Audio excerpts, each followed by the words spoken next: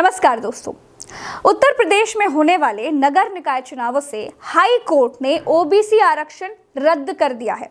रद्द क्यों हुआ? क्योंकि सरकार ने हल्के में ले लिया, या फिर सरकार खुद चाहती थी, या फिर जानबूझकर ठीक से आरक्षण का बचाव नहीं किया। अब ये तो सरकार जाने।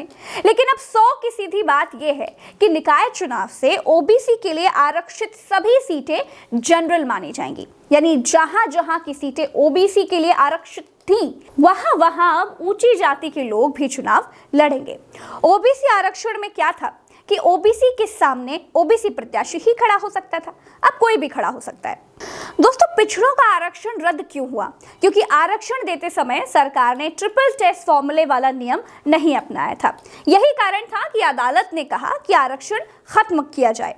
अब ट्रिपल टेस्ट मतलब क्या है? ट्रिपल टेस्ट मतलब सरकार ने इलाके में जाकर ये नहीं दिखवाया कि पिछड़ा वर्ग कितना शिक्षित है, कितना धनवान है, उसको आरक्षण की जरूरत है भी या नहीं। इसीलिए पिछड़े वर्ग का आरक्षण कोर्ट की तरफ से खत्म किया गया।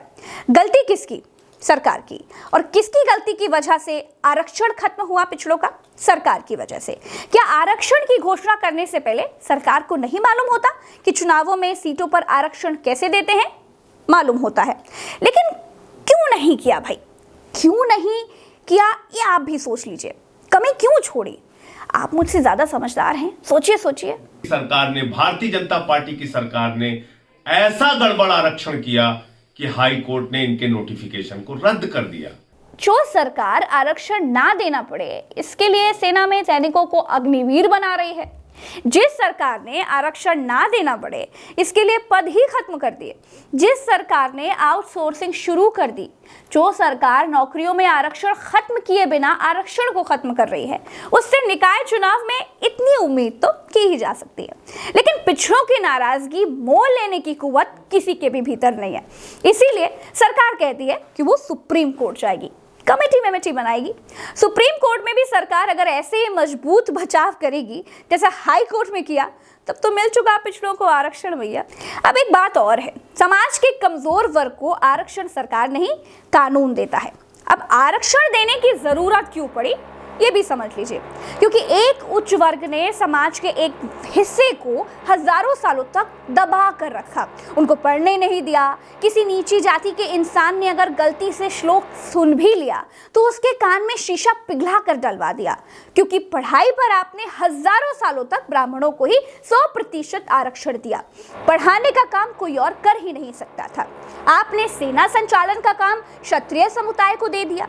सेना में क्षत्रियों का अपने 100% आरक्षण हजारों सालों तक दिया। व्यापार में आपने हजारों सालों तक वैश्य समुदाय को 100% आरक्षण दिया।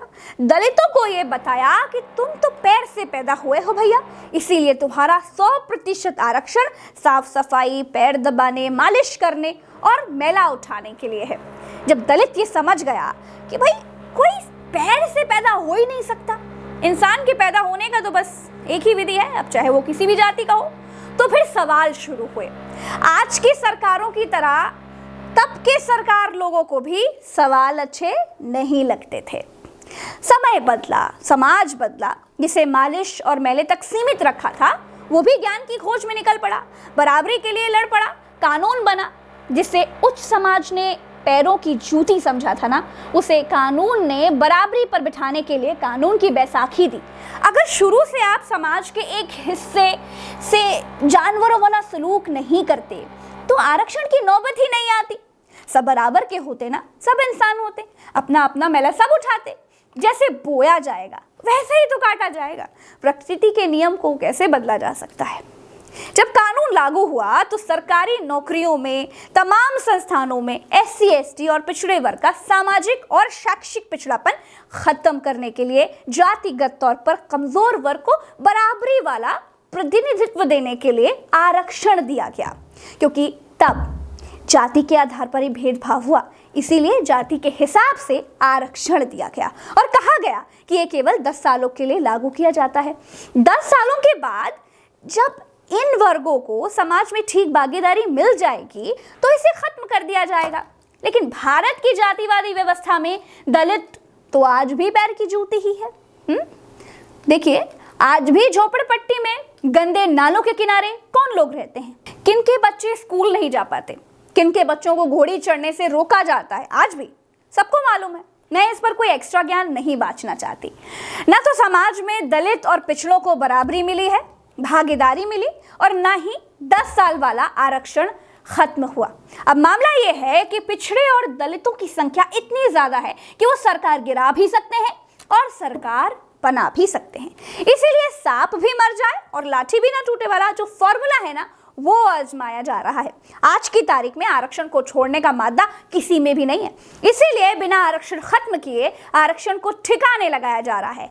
आज के इस मुद्दे पर आपकी राय क्या है, आप कमेंट करके जरूर बताइएगा। चैनल को सब्सक्राइब कीजिएगा। चलते हैं, राम राम, दुआ सलाम, जय हिंद। ट्विटर पर मुझे @PragyaLive नाम से खोजकर फॉलो जरूर कीजिएगा, वहां साथ आए, और साथ आएंगे तो सच को और सामर्थ्य मिलेगा, और मजबूती के साथ आपकी आवाज सरकार तक पहुंचाते रहेंगे। सब साथ मिलकर बोलेंगे ना, तभी सरकारों के दरवाजे हिलेंगे। धन्यवाद, नमस्कार।